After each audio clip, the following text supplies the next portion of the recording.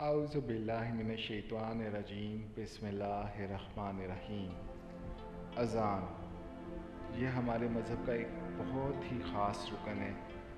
جب ہم نماز پڑھنے جاتے ہیں تو اس سے پہلے ہمیں اذان کی آواز سنائی دیتی ہے، پھر ہی ہم نماز پڑھنے جاتے ہیں۔ تو پھر اس کے بارے میں بہت سارے سوالات بھی اٹھتے ہیں، تو چلیے ان کے بارے میں کچھ ڈھونڈتے ہیں۔ نماز فجر کی اذان سب سے پہلے انڈونیشیا سے شروع ہوتی ہے۔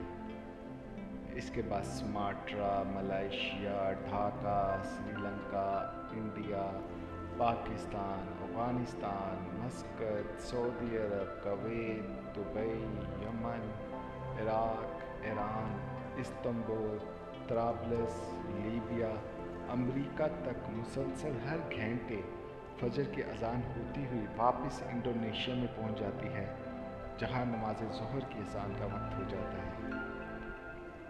بالکل اسی طرح 5 وقتی اذان سے پوری روئے زمین پر ایسا کوئی بھی سیکنڈ نہیں ہے کہ جب اذان کی آواز پوری روئے زمین پر گونجتی نہ ہو۔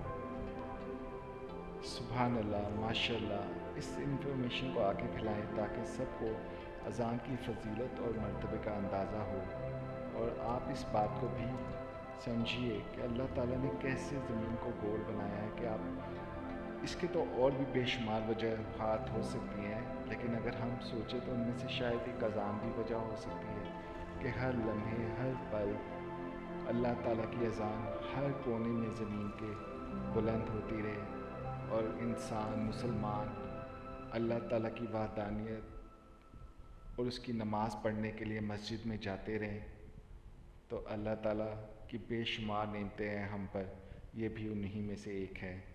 اللہ تعالیٰ ہمیں نماز پڑھنے کی توفیق عطا فرمائے، آمین یا رب العالمین۔